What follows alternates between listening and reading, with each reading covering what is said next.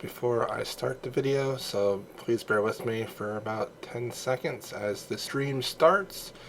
I just don't want anything to be cut off as I start this stream and this video.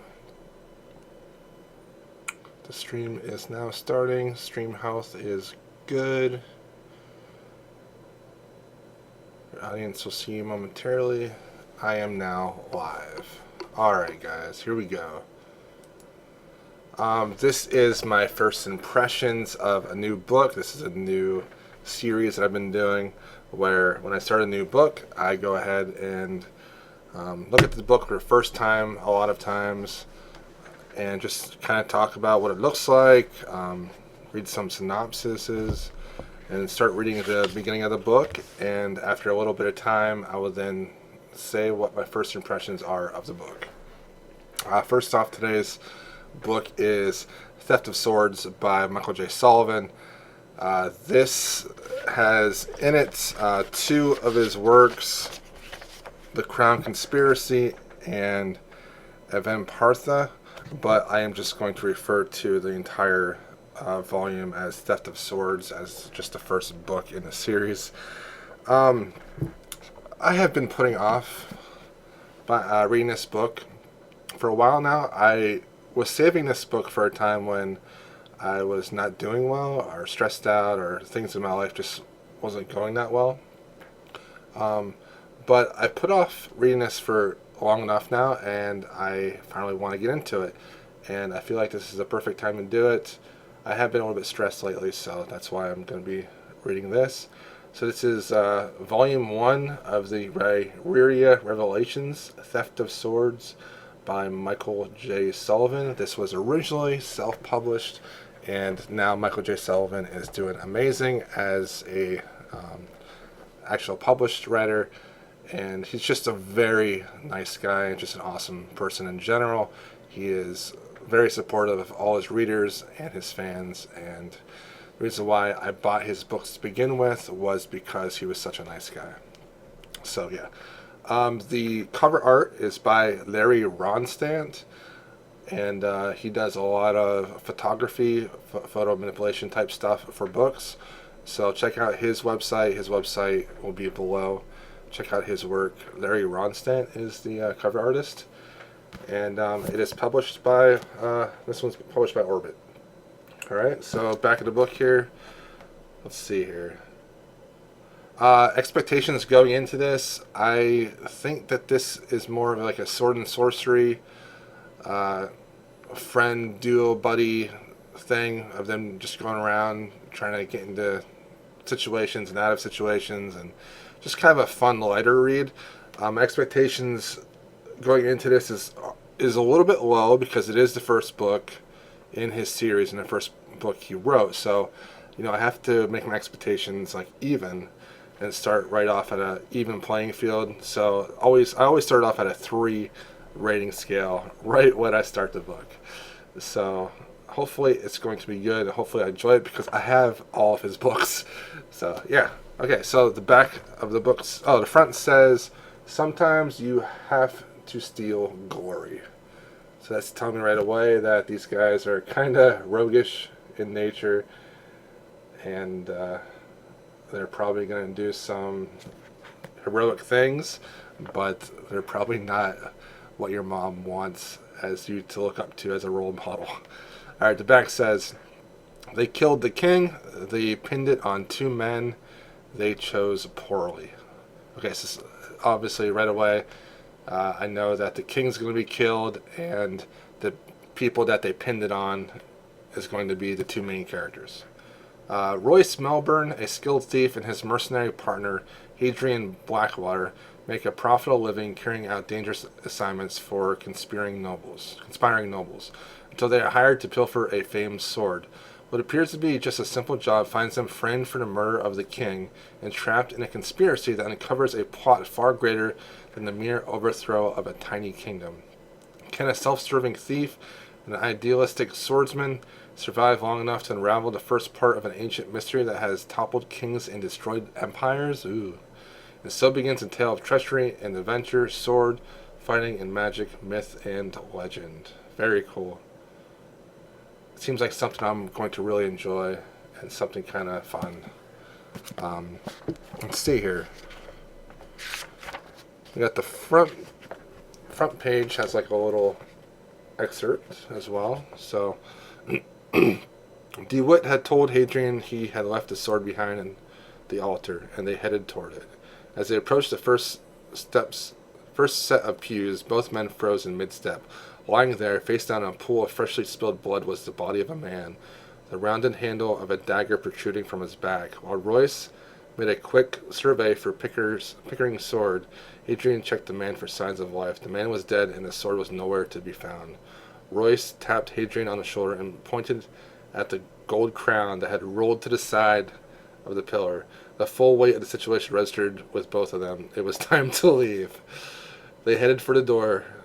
Royce paused only momentarily to listen to ensure the hall was clear. They slipped out of the chapel, closed the doors, and moved down the hall toward the bedroom. Murderers! The shout was so close and so terrifying that they both spun with weapons drawn. Hadrian had his sword in one hand, his short sword in the other. Royce had a brilliant white-bladed dagger. Standing before the open chapel door was a bearded dwarf. So we have dwarves in this. Cool. Murderers! The dwarf cried again, but it was not necessary. Footfalls could be already heard, and an instant later, soldiers with weapons drawn poured into the hallway from both sides. Very cool. Alright, so this is volume 1 of the Narrator Revelations. Orbit books. The follow-up books are Rise of Empire and Heir of Novron. This was published in 2007 when he self-published, but then Orbit published it in 2011. Very cool.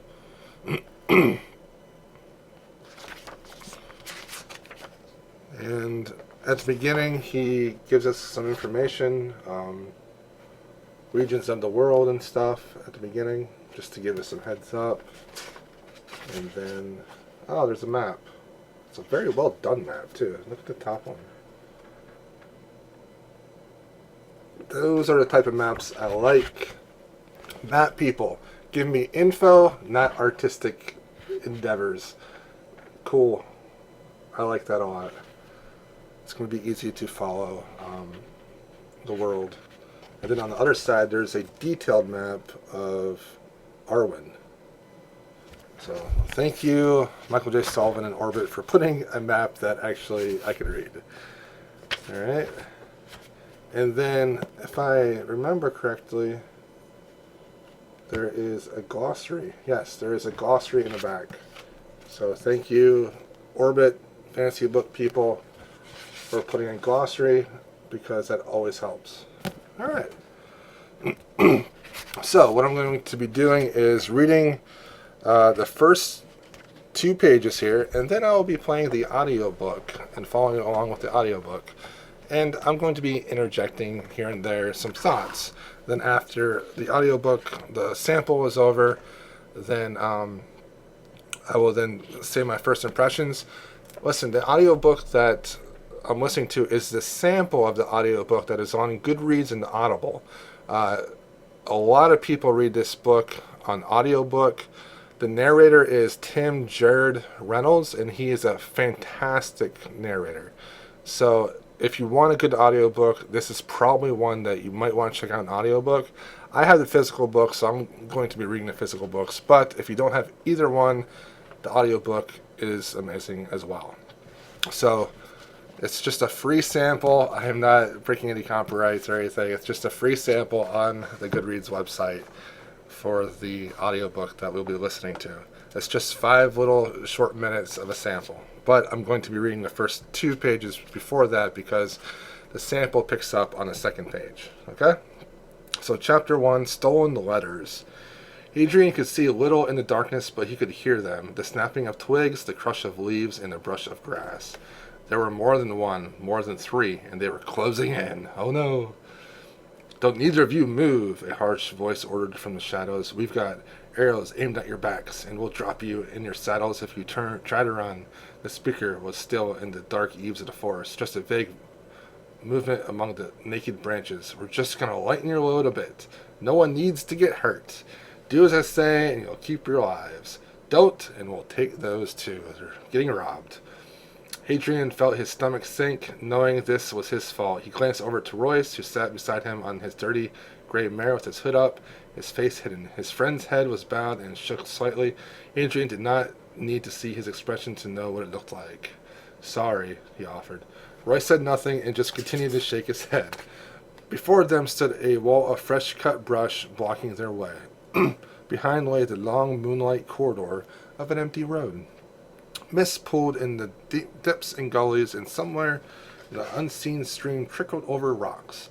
They were deep in the forest on the old southern road, engulfed in a long tunnel of oaks and ash, whose slender branches reached out over the road, quivering and clacking in the cold autumn wind. Almost a day's ride from any town, Hadrian could not recall passing so much as a farmhouse in hours. They were on their own, in the middle of nowhere, the kind of place people never found bodies. Ooh. I like the description of the setting so far. It's not too detailed, but it's not too light on details either. It's an easy description, an easy setting. The crush of leaves grew louder until at last the thieves stepped into the narrow band of moonlight. Hadrian counted 4 men with unshaven faces and drawn swords. They wore rough clothes, leather and wool, stained, worn, and filthy. With them was a girl wielding a bow, an arrow notched and aimed. She was dressed like the rest in pants and boots, her hair a tangled mess. Each was covered in mud, a ground-in grime, as if the whole lot slept in a dirty burrow.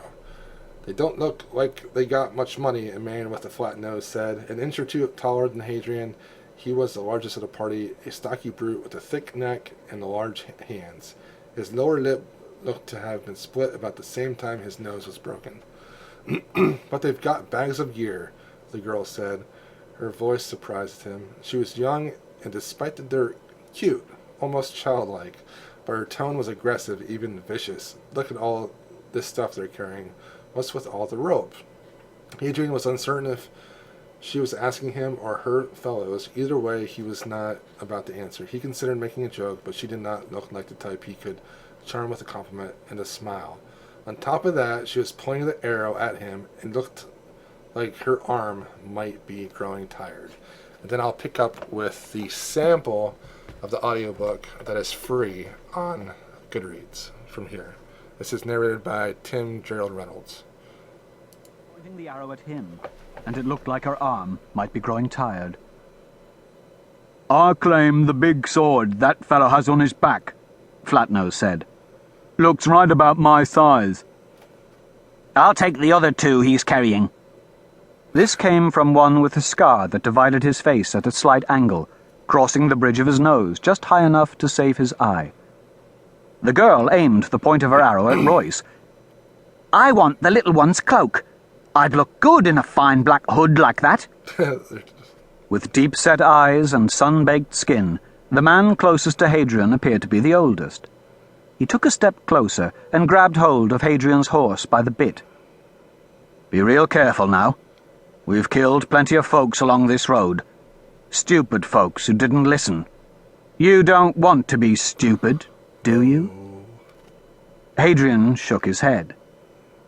Good. Now drop them weapons, the thief said, and then climb down. What do you say, Royce? Hadrian asked. We give them a bit of coin so nobody gets hurt? Royce looked over. 2 eyes peered out from the hood with a withering glare. I'm just saying. We don't want any trouble, am I right? I like the... You don't want my opinion, Royce said. I like the accent. So, you're going to be stubborn. Silence. Hadrian shook his head and sighed. Why do you have to make everything so difficult?